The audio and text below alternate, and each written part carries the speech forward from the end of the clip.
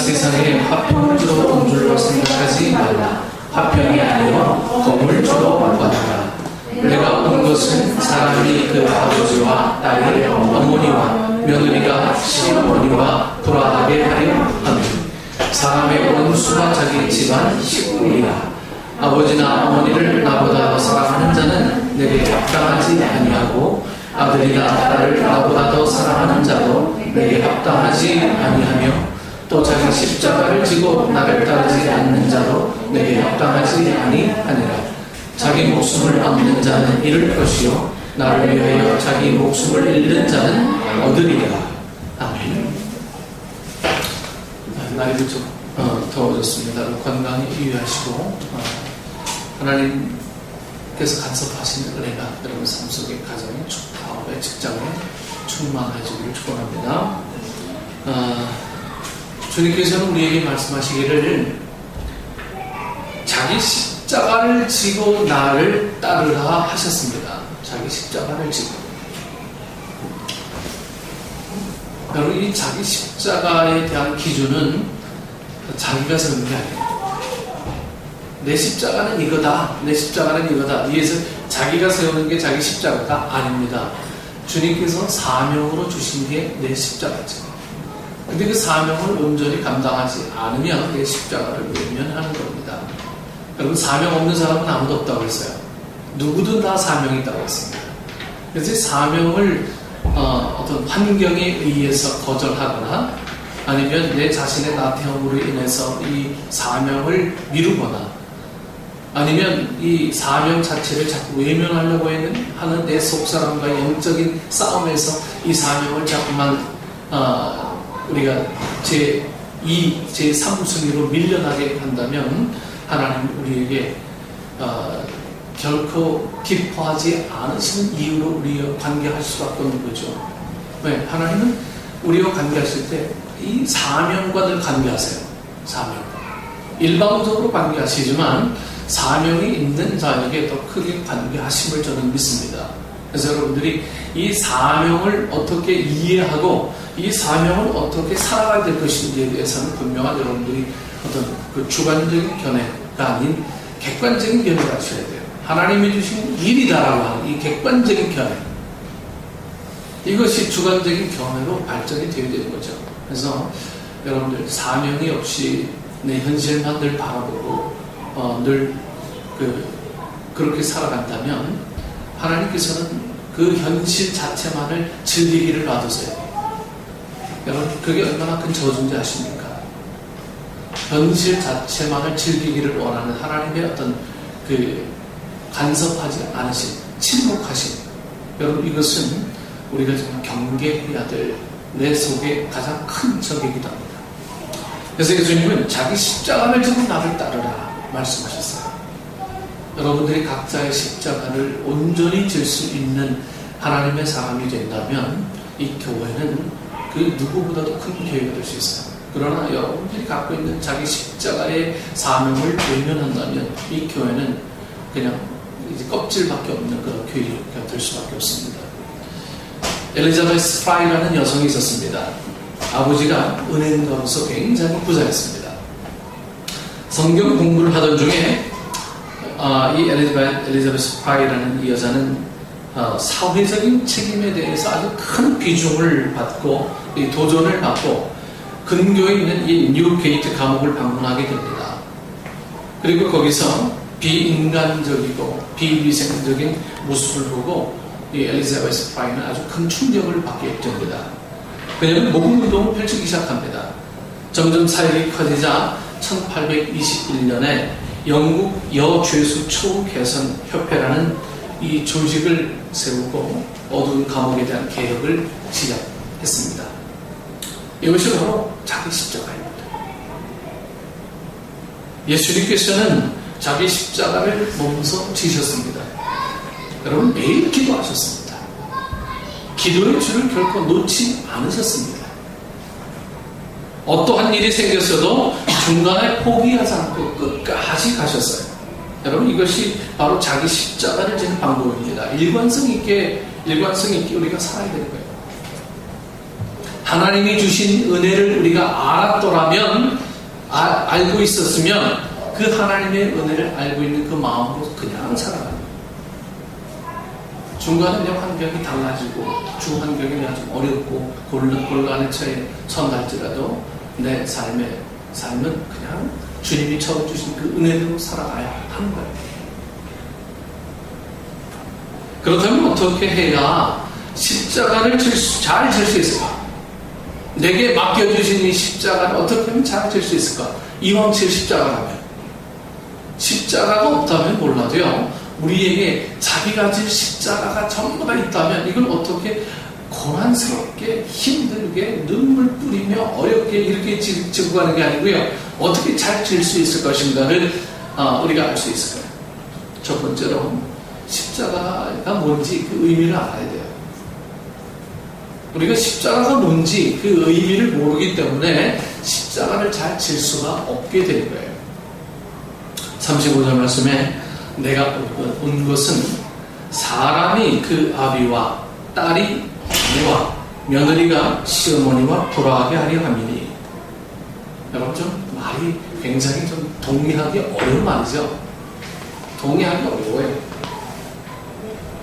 아비와 사람이 그 아비와 딸이 어미와 시어머니가 돌아가게 하는. 아니 도대체 예수님이 이 땅에 온 게 왜 분란을 일으키러 오셨나? 이렇게 생각할 수가 있잖아요. 그래서 우리가 십자가를 잘 모른다는 거예요. 여러분 십자가는요, 순기능과 역기능을 가지고 있습니다. 순기능과 역기능. 십자가는 내가 만드는 것이 아니에요. 나는 이만큼 정도 하면 되겠지라고 하는 그것이 내 십자가가 아니라고 하는 거예요. 헌금은 이 정도 하면 되겠지. 헌신은 이 정도 하면 되겠지. 아니, 내가 이 정도 하면 나는 이름 걸쳐놓고 크리스찬이 되겠지. 이게 자기 십자가가 아니라고 하는 거예요. 십자가는 내가 만든 게 아니에요. 사명으로 부여받은 것이죠. 순기능은 우리를 하나님과 화해하게 만듭니다. 순기능은요, 관계를 회복시켜줘요. 그래서 이 사형리에 보면 십자가의 기능이 다리 역할을 하잖아요. 다리. 관계 회복이고 소통이고 그렇습니다. 십자가는. 로마서 5장 10절에 곧 우리가 원수 되었을 때에 그 아들의 죽으심으로 말미암아 하나님으로 더불어 화목되었은즉 화목된 자로서는 더욱 그의 살으심을 인하여 구원을 얻을 것입니다. 하나님과 화해를 시킬 수 있는 것은 오직 십자가밖에 없습니다. 하나님과 화해될 수 있는 조건들, 이건 십자가 외에는 결코 아무것도 없다라고 하는 거예요. 그 반대로 역기능이라고 하는 것은 불화하게 만듭니다. 불화. 화목하지 못하게 만들어요. 우리가 십자가를 지는 순간 세상과 어떻게 된다고 했습니까? 불화하게 된다고 했습니다. 원수가 된다는 거예요. 그래서 예수님을 잘 믿으려고 하면 할수록 믿음이 없는 사람들과 좀 함께 갈 수가 없는 거예요. 여러분들도 그런 걸 느꼈는지 모르겠지만 믿음 없는 사람과 자꾸 대화를 하다 보면요, 뭔가 자꾸 막히는 거예요. 막혀. 소통이 안 돼. 저 사람의 사고방식과 내가 나의 사고방식과 좀 달라요.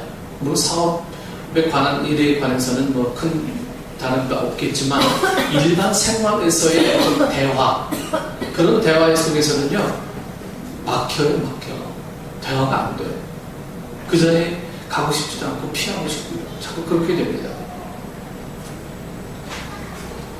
세상 친구들과 예수 잘 믿으려고 하다 보면 자꾸 이 세상 친구들과 이별하게 됩니다. 이게 자연스러워요. 여러분 더 심하게 표현하면요, 예수 잘 믿으려고 하면 가족과도 함께 할 수 없게 됩니다. 가족과도. 여러분 36절 말씀을 보십시오. 사람의 원수가 누구라고 하셨습니까? 가족.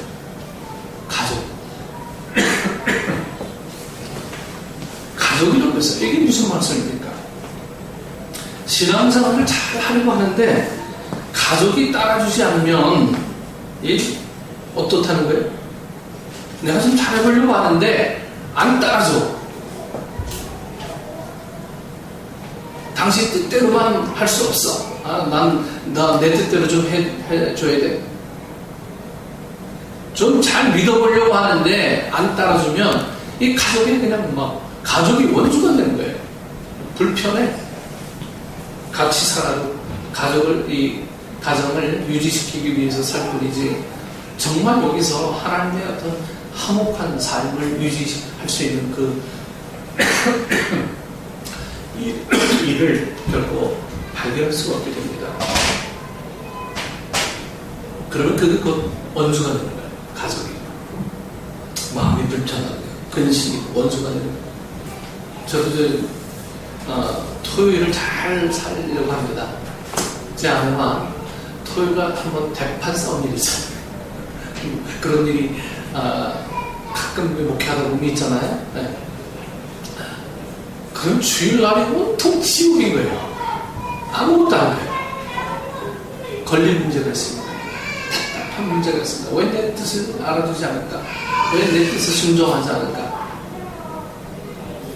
고집세고 막 이럴 때 보면 막 너무 답답해요. 설교 시간에도요 엄청 아주 괴롭습니다. 여러분들에게는 이 십자가가 순기능입니까? 역기능입니까? 십자가를 잘 지면 내가 구원받고 가족이 구원받고 엄청난 축복을 받게 되지만 못 지면 심판을 받게 되는 겁니다. 심판. 여러분들이 이 십자가가 축복인 동시에 저주임을 아셔야 돼요. 그래서 여러분들에게 이 십자가가 축복의 조건이 되기 위해서는 잘 질 때만 가능한 일입니다. 두 번째는 십자가를 잘 지려면 여러분 십자가를 사랑해야 합니다. 십자가를. 37절에 아비나 어미를 나보다도 사랑하는 자는 내게 합당치 아니하고 아들이나 딸을 나보다도 사랑하는 자도 내게 합당치 아니하고. 예수님께서는 자기 자신보다 우리를 더 사랑하셔서 십자가를 지셨습니다. 십자가는 사랑할 수밖에 없는 것입니다. 고통이기 때문에. 저놈은 내 십자가야라고 말하지 않습니까? 그런데 사랑하셨습니다. 주님은 정말 십자가를 사랑하셨습니다. 관계된 이야기는 아니지만 제가 이 수술하고 나서 그 옆에 같은 병실에 누워있는 할아버지 또 옆에 허리 수술하신 분하고 이제 잠깐 대화를 한 일이 있습니다. 이 할아버지가 수술을 여러 차례 받으시고 이번에 수술 받으셨는데 이 허리 수술이니까 통증이 아주 심한가 봐요. 통증이 너무너무 심해서 밤에 잘 때 막 끙끙끙끙 막 앓고요. 밤에 잘 때 너무 아프니까 간호사 불러서 진통제를 놔달라고 이렇게 얘기하면서 새벽마다 막 끙끙 앓으시더라고요. 낮에는 조금 이제 걸어 다니시니까 웬만해서 이제 저하고 대화를 하는데 이 할아버지 이 허리가 너무 아파가지고 막 죽겠다고 언제 처음 태어날지도 모르고 막 너무너무 아파서 죽겠다고 그래요. 그래서 문득 제가 생각하는 말들이 있었어요. 아버지 제가 학교 다닐 때 소록도에 공연을 갈 일이 있었습니다. 소록도에 공연 갔는데 그 소록도에 사시는 이 한센병 환자들이요 길 가다가 발가락이 뚝 떨어졌어요. 근데 그 떨어진 발가락을 잡고 막 이 사람 우는 거예요. 왜 이러냐 했더니 떨어진 내 발가락. 근데 더 슬피 우는 거는 떨어져 나간 내 발가락이 아프지도 않대. 떨어져 나간 발가락이 아프지도 않대. 차라리 고통스러웠으면 좋겠다. 아픔을 느꼈으면 좋겠다. 이렇게 얘기하는 모습을 보고 제가 참 마음이 참 아프고 그랬습니다. 그래서 고통은요, 통증이라는 것은 어찌 보면 예수 믿는 분이 아니니까 신이 준 선물입니다. 이렇게 이야기하게 됐습니다. 우리가 아프다라고 느끼는 것 자체가 우리가 살아있다, 살아있음을 내가 느끼는 거 아니에요? 고통스럽고 어렵다라고 하는 것은 내가 아직 살아있기 때문에 그런 걸 느끼는 거예요. 고통이기 때문에 사랑하는 거예요. 고통이기 때문에. 주님이 이 십자가를 사랑할 수밖에 없었던 이유가 고통이기 때문에. 하나님을 만난 사람들의 특징이 여러분 뭘까요? 노아, 아브라함, 요셉, 사도들 하나같이 자기 십자가를 사랑하는 사람들이었습니다. 자기 십자가. 억지로 지려고 하는 사람들이 아니고요. 이거 할 수 없어지는 사람들이 아니고 피할래야 피할 수 없는 상황이 돼서 지는 그런 사람들이 아니었어요. 모두 자기 십자가를 사랑하는 사람들이었습니다. 바울은 예수님을 만나기 전에는 여러분 이렇게 살았다고 자기 스스로 고백합니다. 갈라디아서 6장 14절에 이스라엘 족속이요 베냐민 지파요 히브리인 중에 히브리인이요 율법으로는 바리새인인 것을 자랑하며 살았다. 이렇게 사도 바울은 자기 삶을 고백합니다. 즉 이 세상이 그것을 사랑했어요. 자랑하고. 예수님을 만나고 난 후 사도 바울은 이렇게 고백합니다. 고린도전서 2장 2절 말씀에 내가 너희 중에서 예수 그리스도와 그의 십자가에 못 박히신 것 외에는 아무것도 알지 아니하기로 작정하였습니다. 십자가만을 알기를 원한다고 사도 바울은 고백합니다. 여러분 이것이 가능한 일입니까? 무엇이 바울을 이렇게 변화시켰습니까? 뭐가? 십자가예요, 십자가. 십자가가 바울을 이렇게 변화시켰습니다. 십자가가 내 안에 들어오자 변했어요. 바울은 이렇게 고백합니다. 고린도후서 5장 17절 말씀에 그런즉 누구든지 그리스도 안에 있으면 새로운 피조물이라 이전 것은 지나갔으니 보라 새 것이 되었도다. 기독교의 상징은 십자가예요. 십자가를 빼면 기독교는 없습니다. 십자가가 없는데 무슨 기독교가 존재합니까? 십자가가 없는데 여러분들 우리가 예배할 이유가 있습니까? 십자가를 빼면 존재 불가능해요. 우리가 주님을 사랑한다면 십자가에 대한 흔적을 우리 모두 가지고 있어야 합니다. 십자가에 대한 흔적.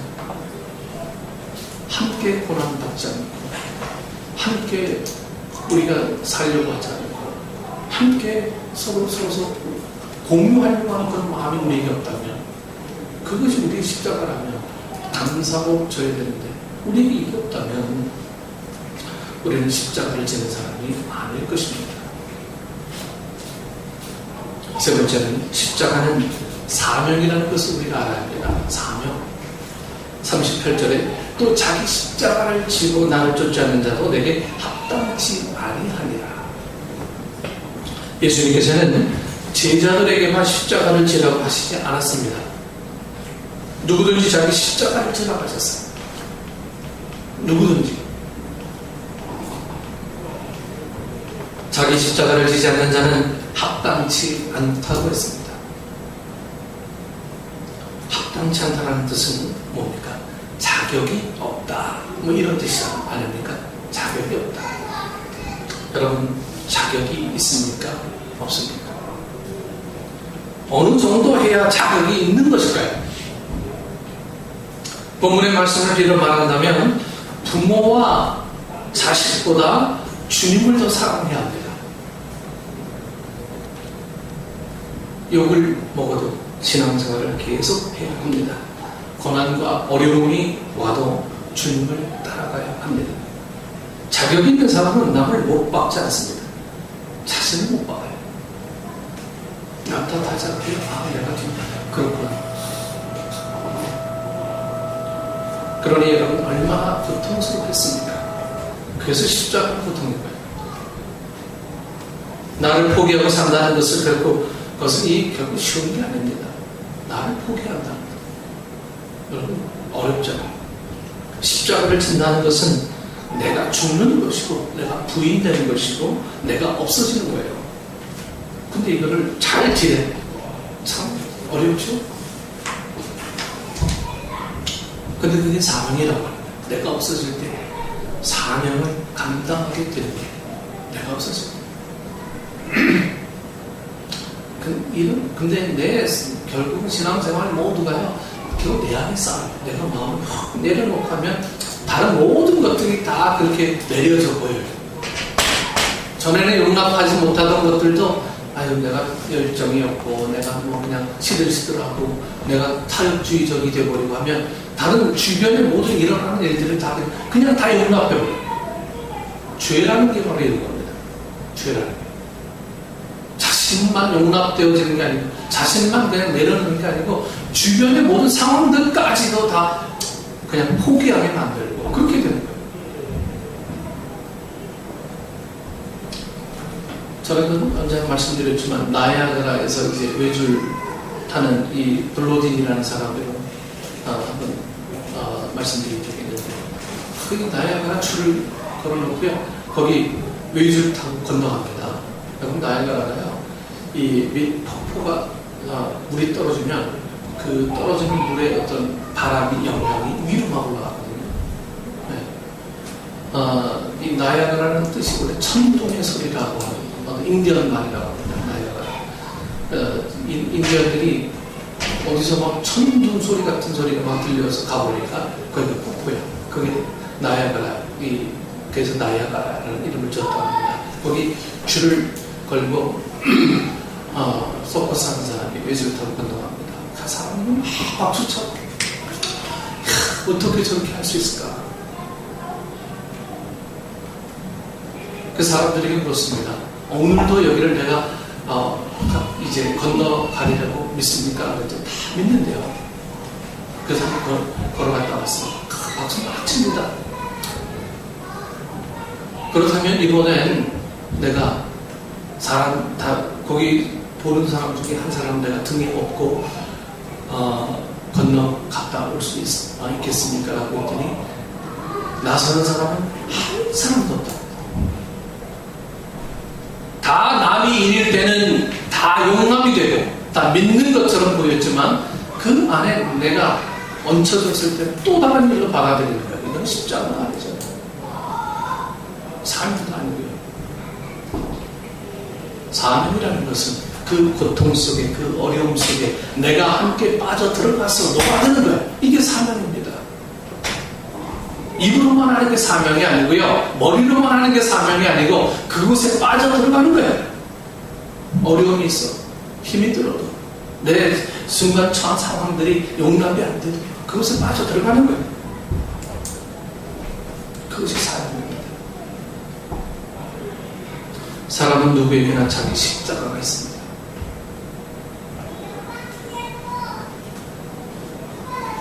여러분들에게는 이 십자가가 정말 숨기는지 엮이는지 여러분들 삶을 좀 잘 돌아봐야 돼요. 이 십자가의 기능이 내리 어떠한 것인가? 다시 말해서 축복인가 저주인가?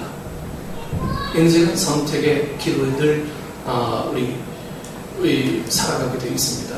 저희 교회도 이제 어떤 선택을 할 것인가, 여기에 많은 고민이 있습니다. 그 선택을 잘하기 위해서 하나님 앞에 매어 달리는 것, 이 사명을 다시 확인하는 거예요. 내가 해야 될 일들을 자그마한 일이라도 하는 것, 이것이 온전한 선택을 할 수 있는 중요한 척도가 되지 않겠습니까? 머리로 하는 사람은 절대로 온전한 선택을 할 수가 없습니다. 바라보는 사람은 온전한 선택을 할 수가 없습니다. 그것에 참여하지 않는 사람은 선택의 여지가 없는 거예요.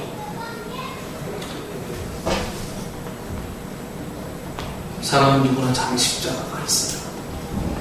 여러분, 모세의 십자가는 백성들을 애굽에서 출애굽시키는 것이었습니다. 120살이 되어도 눈이 흐리지 않았다고 했습니다. 기력이 결코 쇠하지 않았다, 이렇게 이야기하고 있습니다. 얼마든지 가나안 땅까지 이끌 수가 있어요. 그러나 하나님께서는 모세를 그렇게 하지 않으셨습니다. 출애굽을 시키는 것이 모세의 사명, 십자가였습니다. 저도 모세가 죽은 그 산에 올라가 봤어요. 봤더니 바로 그 밑에가 여리고예요. 아니 이렇게 어렵게 이스라엘 백성을 이끌었는데 거기만 내려가면 출애굽 이제 가나안 땅으로 들어가는데 왜 여기 못 내려가? 가슴 아픈 마음으로 지켜본 거예요.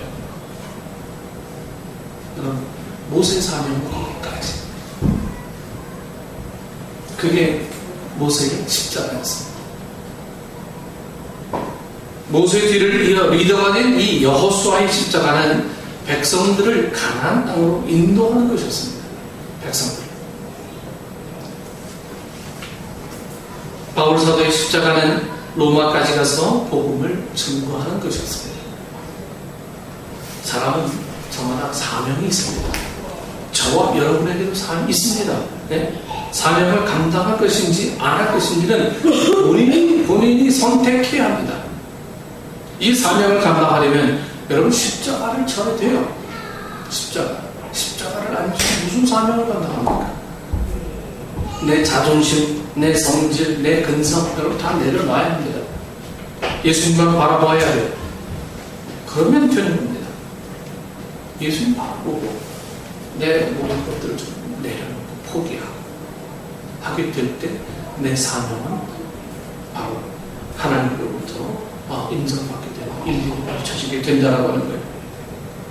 그럼 39절 우리 다 같이 한번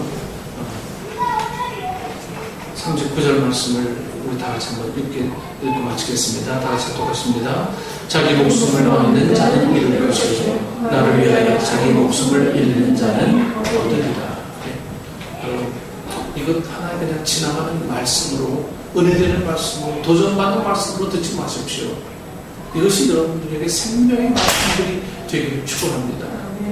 여러분들께서 적용되어지는 말씀들이 되어지길 원합니다. 어느 좋은 강연 들었다 생각하시면 안 돼요. 이게 생명의 말씀이고 이것이 내가 해야 될 내 인생의 사명이다라고 하는 어떤 새로운 다짐, 각오 이런 것들이 우리에게 있어지게 될 때 불편함도 찾고요. 내가 선회되는 일도 기꺼이 내어놓고 거기에 물질적인 또 시간적인 그리고 노력하는 이 모든 것들이 포함이 되어지는 그런 것들을 다 포함해서 여러분들의 사명이 주님으로부터 참 칭찬받는 사명들이 되어서 주님 마지막 우리를 부르시는 그날에 기쁨으로 가야 되지 않겠습니까?